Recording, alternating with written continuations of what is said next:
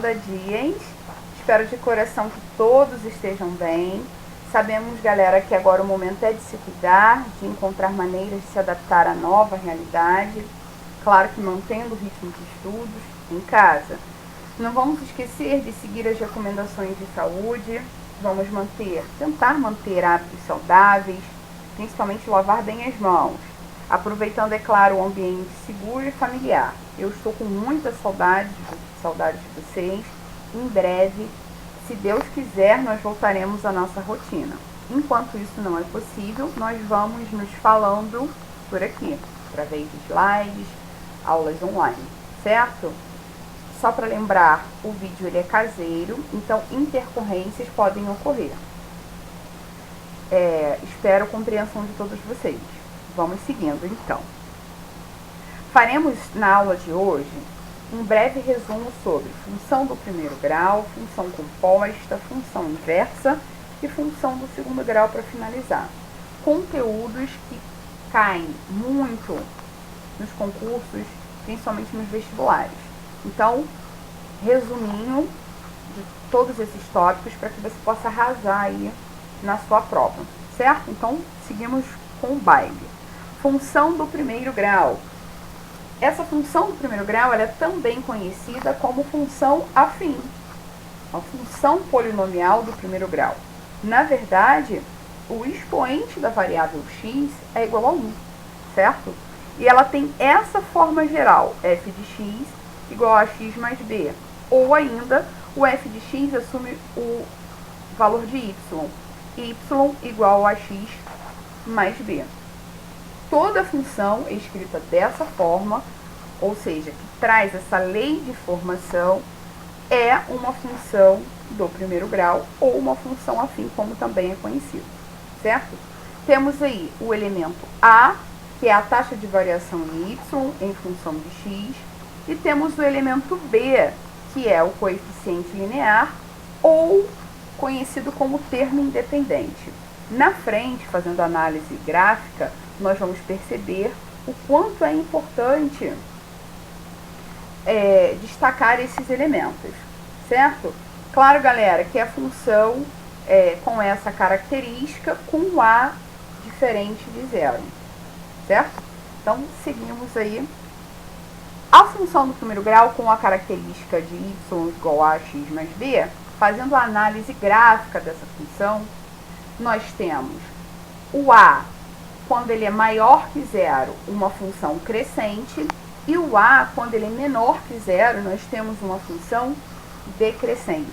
Eu sei que o gráfico da minha função do primeiro grau é sempre uma reta oblíqua. Por que uma reta oblíqua? Porque ela é uma reta inclinada, ela não vai ser uma reta paralela ao eixo x, lá no plano cartesiano, ou paralela ao eixo y. Ela é uma reta inclinada. Fazendo a análise dessa função do primeiro grau, eu posso verificar se essa reta é crescente ou se ela é decrescente, de acordo com a função dada, certo? Temos também o zero ou raízes de uma função. Zero ou raízes de uma função, na prática, é quando você iguala essa função a zero e determina as suas raízes, algebricamente, ok? Então, quando nós igualamos essa função a zero, algebricamente, nós vamos obter um valor. E esse valor nós vamos representar graficamente na função dada, beleza? Sei também que o b, que é o termo independente, é o ponto, na verdade, de encontro entre o eixo y e o gráfico da função do primeiro grau. Seguimos. Temos o exemplo, dada a função definida nos reais, como exemplo, f de x igual a 2x mais 8. Fazendo uma análise, a função é uma função do primeiro grau, por ela ter a característica da função do primeiro grau, ela tem essa lei de formação, onde o a é igual a 2 e o meu b é igual a 8. De cara, o a sendo positivo, o a sendo 2, ele é maior que zero, já sei que a minha função ela é crescente. Quando eu faço x igual a zero, eu verifico o comportamento dessa função, ou seja, o valor de y, quando meu x for igual a zero. Fazendo a substituição, eu tenho 2 vezes 0 mais 8, isso resulta em 8. E quando y for igual a zero, também calculando aí a raiz dessa função, eu obtenho, fazendo a substituição, o zero da função. X é igual a menos 4, certo? O que está acontecendo aqui? Nós temos pares ordenados, essas ações estão gerando pares ordenados, onde eu posso marcar lá no plano cartesiano. Par ordenado 8 e 0 e par ordenado menos 4 e 0. Com esses dois pares, nós podemos traçar o gráfico da nossa função, sabendo que ela é uma função crescente, porque o a é positivo, e eu tenho aqui dois pares ordenados, de acordo com essas ações, para esboçar o gráfico da minha função, certo? Lembra que no plano cartesiano, o 0 você marca no eixo deitado, no eixo das abscissas, que é o eixo x, e o 8 você indica lá no eixo das ordenadas, que é o eixo y, certo? E aí você, no encontro desses pontos, você traça lá a sua reta. Então você vai escolher valores para x, encontrar os seus valores correspondentes em y, traçar a reta que contém os pontos x e y. Lembrando que no termo independente, ponto de encontro entre o eixo y e o gráfico da função do primeiro grau é aqui, ó, no termo independente. Nós vamos ver isso no próximo slide, certo? Agora, lá vem a pergunta. Só existe esta forma de eu esboçar o gráfico da função do primeiro grau ou o gráfico da função do segundo? Não. Temos um método para fazer esboço de gráfico, que é através da tabela. Vejamos aqui o próximo slide. Dada a função definida nos reais também, f de x igual a 2x mais 8. É a mesma função anterior, sendo que o método de fazer o gráfico é diferente, através da tabelinha. Nós vamos atribuir, fazer essa tabela no seu esboço, no seu caderno, e nós vamos atribuir valores aleatórios para x. O que são valores aleatórios? Quem faz a escolha desses valores são vocês, a escolha pessoal. É claro que a gente indica para que o aluno sempre faça a escolha de números negativos e números positivos, certo? Para que você consiga contemplar, o seu gráfico consiga ficar mais elegante, mais bonito. Quanto mais valores você atribui aqui em x, melhor fica o seu esboço, certo? Depois de fazer essa escolha aleatória para os valores de x, você encontra os seus correspondentes em y. De que forma? Esse valor x igual a menos 1 substitui na função dada e verifica o comportamento da função, ou seja, que valor eu vou obter aqui em y quando x for menos 1. Então, fazendo a substituição, ó, 2 vezes menos 1 mais 8 resulta em 6. Quando x for 0, qual o valor numérico que essa função vai me fornecer? 2 vezes 0 mais 8 dá 8. Quando for 1, 2 vezes 1 mais 8 resulta em 10. E assim sucessivamente. Beleza, galera? Então, eu posso fazer, como no exemplo anterior, né, com os dois pontinhos, aqueles dois pontinhos gerados através do x igual a 0 e y igual a 0, sabendo que o a é crescente ou decrescente, posso fazer o esboço do meu gráfico. E tenho essa segunda opção, que é através da tabela, onde eu escolho valores aleatórios para x, que são esses valores aqui, verifico, encontro o seu correspondente em y, substituindo esses valores de x na função dada. Depois eu traço a reta que contenham esses pontos, certo? São pontinhos. Aqui gerou pontos onde nós vamos marcar no plano cartesiano e assim traçar a nossa reta. Lembrando mais uma vez que no termo independente, no 8, Tá aqui, ó, dá para vocês fazerem essa análise, certo? É o ponto de encontro entre o eixo y e o gráfico da função do primeiro grau, beleza? Então vamos seguindo. Temos um outro exemplo, onde a função, ó, também definida nos reais, é f de x igual a 2x mais, menos 2x mais 8, perdão. A função é uma função do primeiro grau, obedece às características.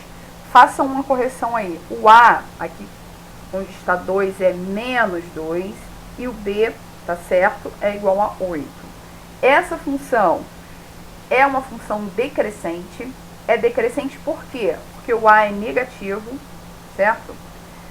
Quando a gente faz x igual a 0, a gente verifica o comportamento de y nessa função quando x assume o valor de 0. E você tem aí como resposta y igual a 8. Faremos o mesmo calculando o zero dessa função, ou seja, igualando a função a zero e calculando, ó, e quando y for igual a 0, fazendo a substituição aqui, lembra que esse f de x assume o valor de y, você vai calcular, resolver a equação, você tem como resultado x igual a 4. Então, mais uma vez, nós temos aí pares ordenados, o par 0, 8, 4 e 0, que nós vamos marcar lá no plano cartesiano e traçar o gráfico dessa função, certo? Lembra que o primeiro ponto no plano cartesiano eu marco, o primeiro elemento eu marco no eixo das abscissas, que é o eixo x, e o segundo eu marco no eixo das ordenadas, que é o eixo y, certo? Depois é só traçar a retinha que é referente a essa função do exemplo. Seguindo. Só tenho, novamente, essa forma de traçar o gráfico? Não. A função crescente, a função decrescente, a função do primeiro grau, a função do segundo grau, a função modular e outras funções, através desse sistema de tabela, nós podemos esboçar o seu gráfico também. Volto a dizer, os valores atribuídos em x são valores aleatórios. Você escolhe esses valores. Mais uma vez, a dica é que vocês façam a escolha de números positivos e números negativos. Quanto mais valores você atribui em x, mais bonito, melhor fica o seu gráfico, o esboço do seu gráfico, certo? Então, aqui atribuímos os valores menos 1, 0, 1, 2 e 3. Verificamos lá o comportamento de x na função, fazendo a substituição. Quando x for menos 1, então temos menos 2 vezes menos 1 mais 8, resulta em 10. Quando x for 0, menos 2 vezes 0 mais 8, isso resulta em 8. Quando x for 1, menos 2 vezes o 1 mais 8, isso resulta em 6. E assim sucessivamente, fazendo a substituição do 2 e do 3, né? Observem que eu tenho aqui pontos, menos 1 e 10, 0, 8, 1 e 6, 2 e 4, 3 e 2, que eu vou marcar lá no plano cartesiano e traçar a minha reta, beleza? Então, seguimos aí. Vamos falar um pouquinho também sobre função composta. A função composta, na verdade, são duas funções, onde a função composta irá juntar essas duas funções de alguma maneira. Então, nós vamos ter composições de funções. Vamos às notações. Algumas das notações anotadas aqui no slide. Eu tenho f de g de x, que eu posso escrever da forma f, isso aqui é uma bolinha de g de x. E qual é o significado? A função g de x está dentro. Essa bolinha significa está dentro da função f, assim como eu tenho g de f de x, que é o GOF de x, né? A função f de x está dentro da função g. F de x, a função f de x está dentro da função f. Temos outras notações. Essas são algumas notações da função composta, composição de funções. Certo? Vamos ao exemplo prático para a gente tentar entender como que funciona a função composta. Como que é uma função dentro da outra. Então, no exemplo 1 temos, dadas as funções f de x igual a 2x mais 1, g de x igual a 4x menos, nós vamos determinar o f de g de x. No primeiro momento, galera, eu peço para que vocês façam a leitura dessa função composta. Então, tenho a função g de x dentro da função f. Faremos, no segundo momento, a substituição. Quem é a função g de x? 4x menos 3. Então, reescreve aqui f de 4x menos 3 e faz a releitura novamente. F de 4x menos 3 significa que no lugar da função f de x, você irá substituir por 4x menos 3. É o que está acontecendo aqui, ó. No lugar de x dessa função f, eu estou substituindo por 4x menos 3, certo? E aqui nós faremos a operação distributiva. 2 que multiplica o 4x, temos 8x. 2 que multiplica o menos 3, cuidado com o sinal, temos menos 6, repetindo aí o 1. Faremos aqui a soma ou subtração dos termos semelhantes, obtemos aí como resultado final 8x menos 5. Temos também situações onde o exercício, o exemplo, pede para você calcular o f de 2, ou seja, é um valor numérico dessa função. Mas o processo funciona de forma semelhante, certo? Sendo que no lugar de uma expressão, você vai substituir por um número, um valor numérico qualquer. Se eu pedisse aqui o f de 2, por exemplo, então na função f dada de x, você trocaria o x por 2. Se eu pedisse f de 3, g de 3, na função g dada, no lugar de x, você substituiria por 3 ou pelo valor numérico que o exemplo ou o exercício te fornece, certo? Então, na composição de funções, nós temos, de alguma forma, a junção das funções, a composição de funções, por isso são compostas, certo? Então, de uma forma geral, uma função dentro da outra, só toma cuidado com a leitura dessas funções, porque confunde. Temos fog, gof, fogof, fof, dentre outros, certo? Então, um breve resumo sobre a função composta. Vamos seguir. Temos a função inversa. No caso da função inversa, assim como na função do primeiro, composição de funções, função composta e a função do segundo grau que nós iremos estudar adiante, cada uma delas tem sua característica. E a função inversa não poderia ser diferente, né? A função inversa, ela tem essa característica aqui, ó, f de menos 1 de x. Ou seja, eu estou pedindo para que você obtenha a função inversa de uma determinada função. E o que eu trago aqui no slide, na verdade, é um método prático para que vocês possam fazer a função inversa de uma determinada função. Vamos ao exemplo. Eu tenho, seja f de x igual a 2x mais 3, obtenha a função inversa dessa função dada. Na prática, galera, nós vamos fazer a troca de x por y, y por x, e depois de fazer essa troca, nós vamos isolar o termo y. Sempre dessa forma, professora? Sempre dessa forma. É um método prático, não tem como você errar. Seguir esse passo a passo, faz a troca das letras e depois isola o termo y, você tem sucesso aí para obter a função inversa da função dada. Então vamos ao exemplo. A função é f de x igual a 2x mais 3. Não esquece que o f de x ele assume o valor de y, então eu tenho y igual a 2x mais 3.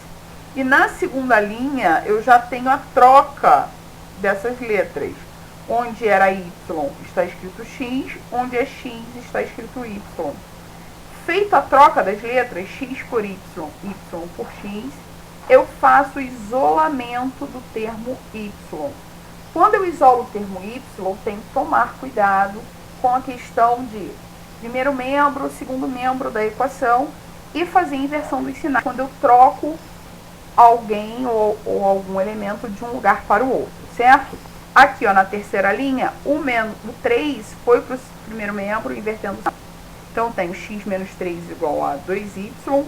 O 2 está multiplicando o y, passa para o outro lado, dividindo, certo? Então, chegamos à conclusão, o isolamento do termo y. Lembra que você pode escolher se o seu termo y vai ficar no primeiro ou no segundo membro desde que você atente para essa questão dos sinais. Trocou de membro, troca o sinal. E cuidado também com a inversão das operações, certo? Então temos aqui a função inversa dessa função como x menos 3 sobre 2. Beleza?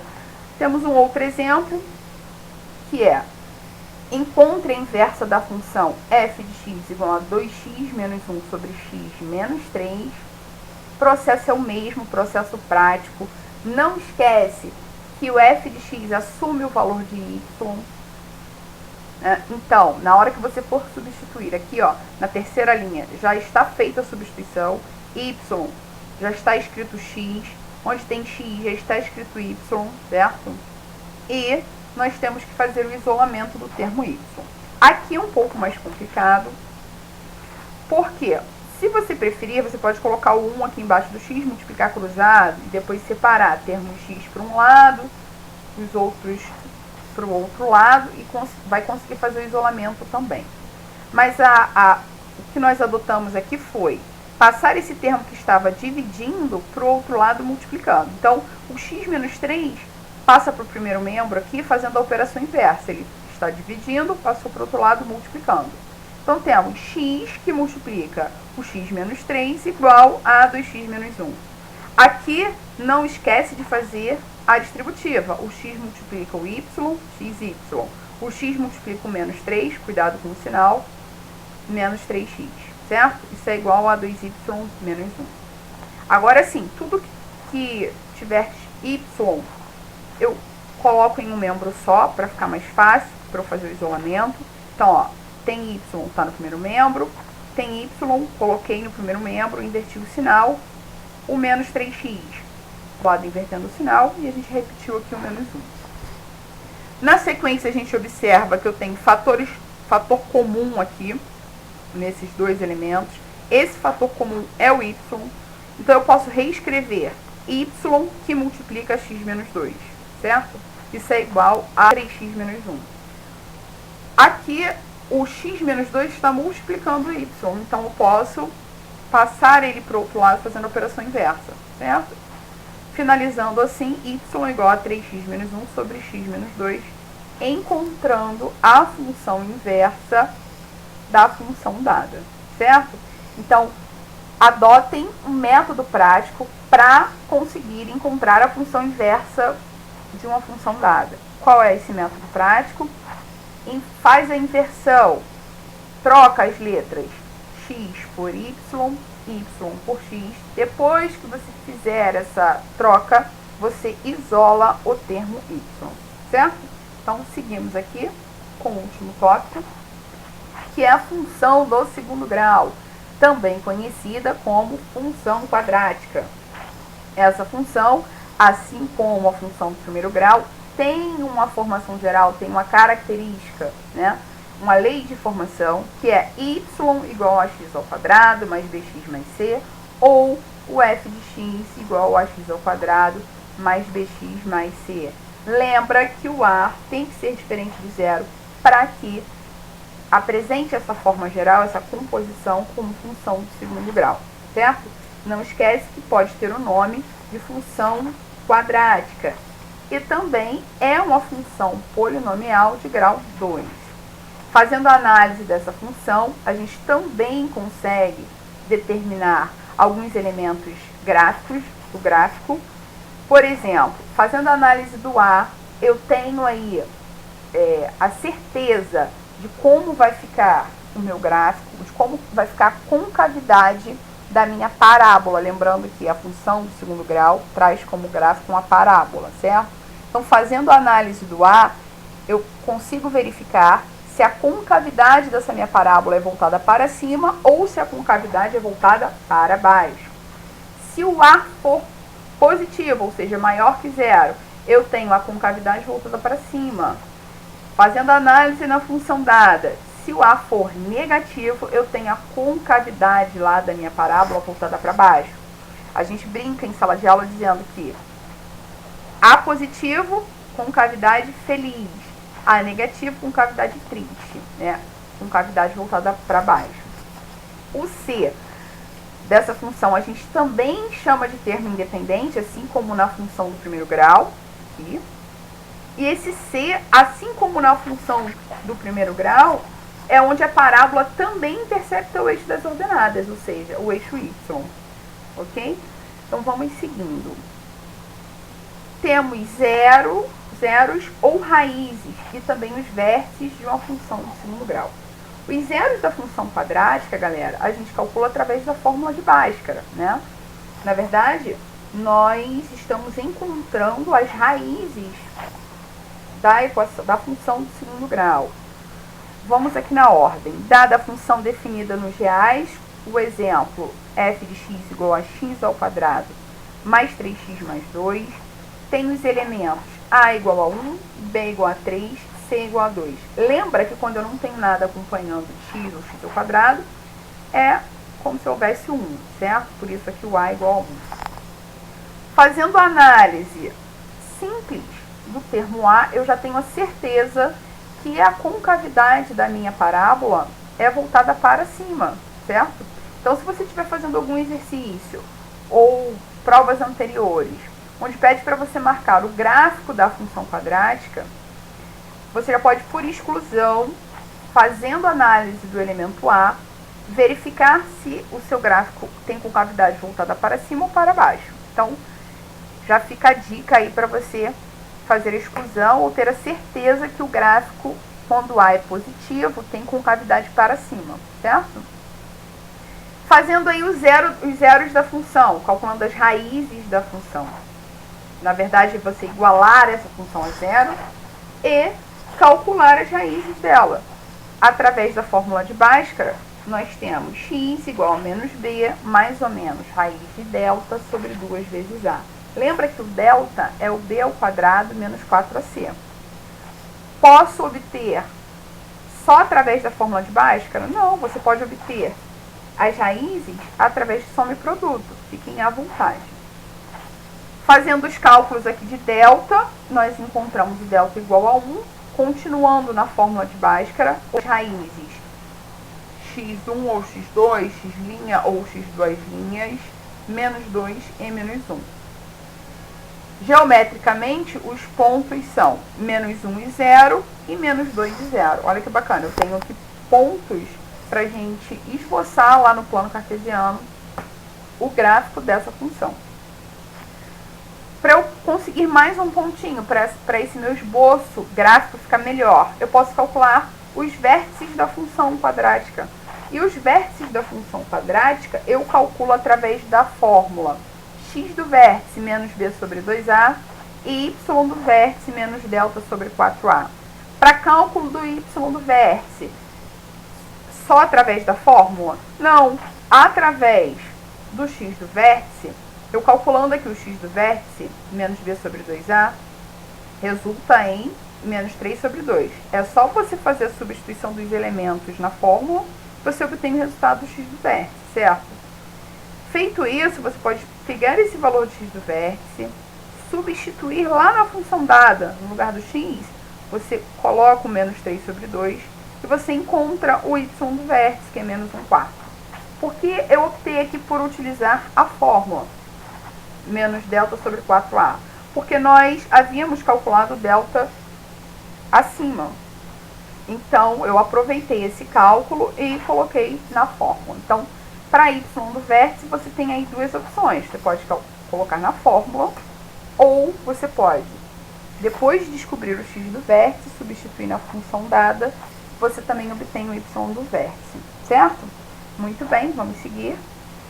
Assim como na função do primeiro grau, a função do segundo grau tem lá a forma de tabela para você montar o seu gráfico, com os mesmos critérios, tá? A tabelinha XY, você pode fazer o desenho aí no seu caderno, no seu esboço, no seu rascunho.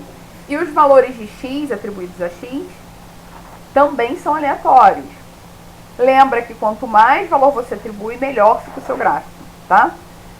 Dica, mais uma vez, escolha valores positivos e valores negativos. Valores aqui, menos 3, substituindo na função dada, obtemos o 2, substituindo o menos 2 na função dada, obtemos o zero e assim sucessivamente.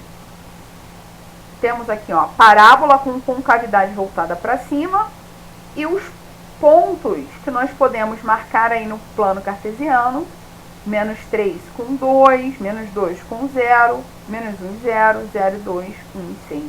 Quanto mais ponto, mais bonito fica o seu gráfico, certo? Muito bem, vamos adiante. Temos aqui um exemplo onde a função, o A, né, a função, ela tem concavidade voltada para baixo. Por quê que a concavidade voltada para baixo? Porque o A da função do exemplo é negativo. Observem, dada a função definida nos reais, f de x igual a menos x ao quadrado mais 5x mais 6, o A menos 1, o B 5 e o C 6. Eu tenho a certeza que a concavidade dessa parábola é voltada para baixo, porque o meu A é negativo, ou seja, ele é menor que zero. Quando eu igualo essa função a zero, eu calculo as raízes dessa equação, consequentemente, eu estou gerando pontos que eu posso marcar lá no plano cartesiano, através da fórmula de Bhaskara, tá vendo? Calculo delta, encontro x1 igual a menos 1 e x2 igual a 6, ou x20, x2'. Esses pontos, geometricamente, para marcar no plano cartesiano, são menos 1 e 0, 6 e 0. Beleza? Então, ó, já tenho a certeza que a concavidade é voltada para baixo, porque o A é negativo. Tenho dois pontinhos lá onde eu vou marcar no eixo x. E calculo os vértices da função para eu verificar onde é que vai ficar a pontinha dessa minha função de segundo grau. Então, tenho x do vértice menos b sobre 2a, através da fórmula, é 5 sobre 2, o resultado. Só fazer a troca dos elementos, o b aqui em cima é 5, atentem ao sinal. Y do vértice menos delta sobre 4a. Da mesma forma, vou repetir, utilizamos a fórmula por conta de... No exemplo anterior, aqui na parte de cima, nós já havíamos calculado o delta. Se você quiser fazer a substituição do x do vértice na função dada, você também encontra o y do vértice. Então, mais uma opção para você calcular o y do vértice. Certo? Muito bem.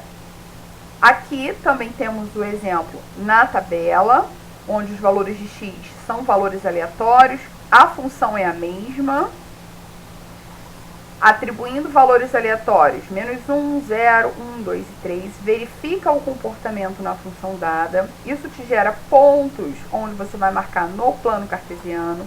Os pontos são menos 1 e 0, 0 e 6, 1 e 10, 2 e 12, 3 e 12. Quanto mais pontos eu tenho, melhor fica o meu gráfico, certo?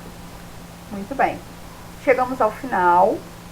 Lembra que foram apenas tópicos de cada um desses assuntos: função do primeiro grau, função composta, função inversa e função do segundo grau.